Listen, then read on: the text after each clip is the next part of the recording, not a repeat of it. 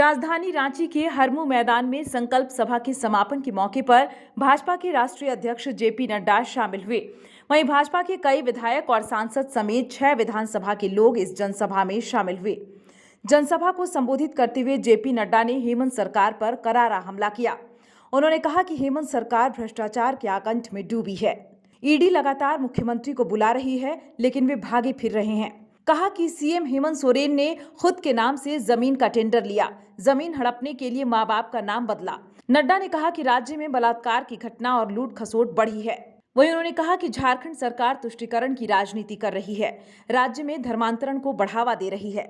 मित्रों, मैं एक बात आपसे कहूंगा, इस सरकार को तो हम भेज देंगे और ये सरकार आपके माध्यम से ये जाएगी, इसका जाना निश्चित है।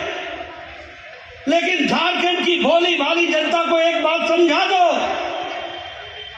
कि ये भारतीय जनता पार्टी की सरकार और भारतीय जनता पार्टी के कार्यकर्ता जब सत्ता पर बैठते हैं तो लोगों की सेवा के लिए बैठते हैं, लोगों के काम करने के लिए बैठते हैं, झारखंड की तस्वीर और तकदीर बदलने के लिए बैठते हैं।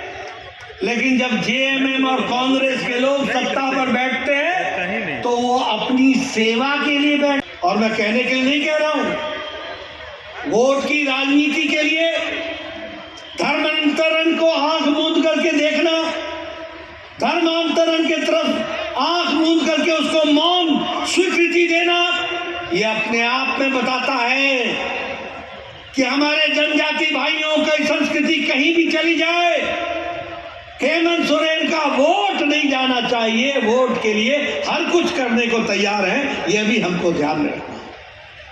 मैं यहां आपसे ये कहना चाहता हूं, इस संकल्प यात्रा जिसके बारे में अभी सब लोगों ने बताया कि 81 में से 75 विधानसभाओं में हो आया है और आज 6 विधानसभाएं हमारे सामने, कुल मिलाकर के हमने 81 के 81 विधानसभाओं तक अपना संकल्प दोहराया है। न्यूज़ विंग के लिए रांची से मनीष झा की रिपोर्ट।